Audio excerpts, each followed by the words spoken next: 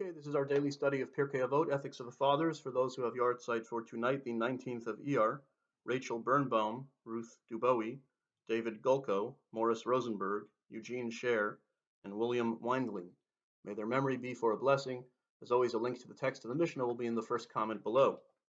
We are up to chapter 2, Mishnah 6. Very interesting Mishnah about Hillel af hu ra gulgoles achas shetzof al panei hamayim. A short Mishnah. Not a statement, but an incident that happened, a little bit mysterious. He also, Hillel once saw a skull floating on the surface of the water, a human skull, okay? Amar la, al da'ateft atfuch, besof mitifayech yetufun. In Aramaic, he said, because you drowned someone, you were drowned, and in the end, those who drowned you will be drowned.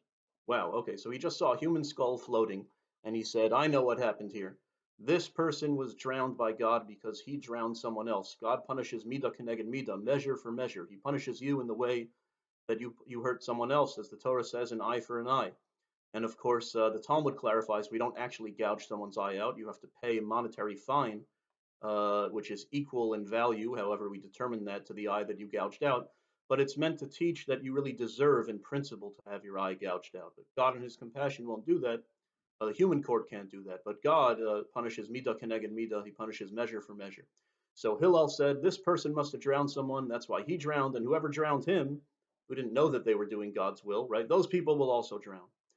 Very mysterious Mishnah. I mean, can Hillel really say that? Everybody, we clearly don't believe that in the simple sense. Everybody who drowned, it's because they once drowned someone else on purpose. Obviously, it's not true. So how are we to understand this? I've been saying this about a lot of the Mishnahs in Pirkei Avot that speak very casually in terms of that there is clear justice in the world, that those who do good get rewarded and those who do bad will be punished. We see that that's not really the case, and you can explain that the reward and punishment manifests in the afterlife, but here Hillel is clearly making an objective statement about what happened in this world. There are different ways to understand this. One is that it's a little bit allegorical. Hillel is sort of speaking as an ideal, right?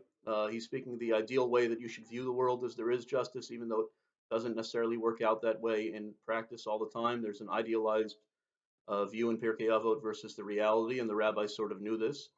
Another is that Hillel, in his greatness, had Ruach HaKodesh. He had prophecy, he had divine inspiration, and he personally knew that that was the case. The skull that he saw, in a way that we know the rabbis say prophecy has ceased in Israel and in the world. But Hillel was such a high level that he was in tune to these greater outside spiritual realms, and he was able to say that.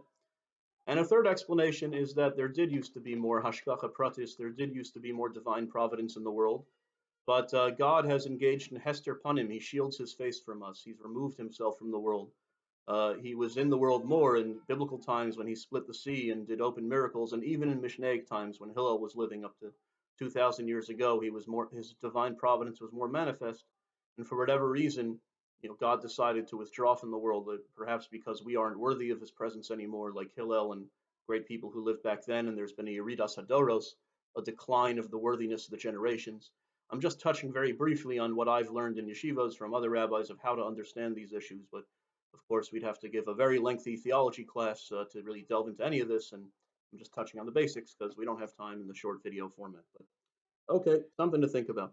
Now, with that, we'll say the memorial prayer. As I'm filming this, today is still the holiday of Lag BaOmer, the day on which we celebrate the revelation of the Zohar of Jewish mysticism, central text of Jewish mysticism of Kabbalah, by Rabbi Shimon Bar Yochai, a great sage, a student of Rabbi Akiva. Now, because it's a holiday, we don't say the El Malei Rachamim, we say the different memorial prayer for the study following Mishnah. But these are for the art sites for tonight, which is the day after Lag BaOmer, 19th of Iyar.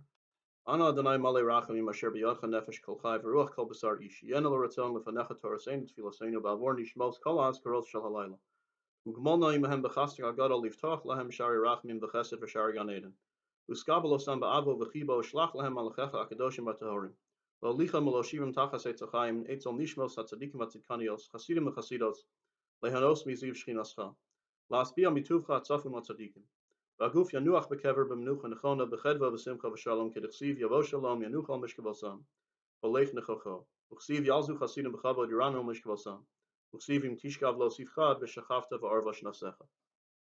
And in English, Please, O Hashem, full of mercy, for in your hand is the soul of all the living and the spirit of every human being. May you find favor in our Torah study and prayer for the souls of Rachel Birnbaum, Ruth Dubois, David Gulko, Morris Rosenberg, Eugene Scher, and William Weindling, who have gone to their world and whose memory we study and pray. Accept them with love and affection and send them your holy and pure angels to lead to settle under the tree of life near the souls of the righteous and devout men and women, to enjoy the radiance of your presence, to satiate them from your good that is concealed for the righteous. May their body repose in the grave with proper contentment, pleasure, gladness, and peace. As it is written, let him enter in peace, let them rest on their beds, everyone who has lived in his proper way. As it is written, let the devout exult in glory, let them sing joyously upon their beds. And as it is written, if you lay down, you will not fear. When you lay down, your sleep will be sweet. Amen.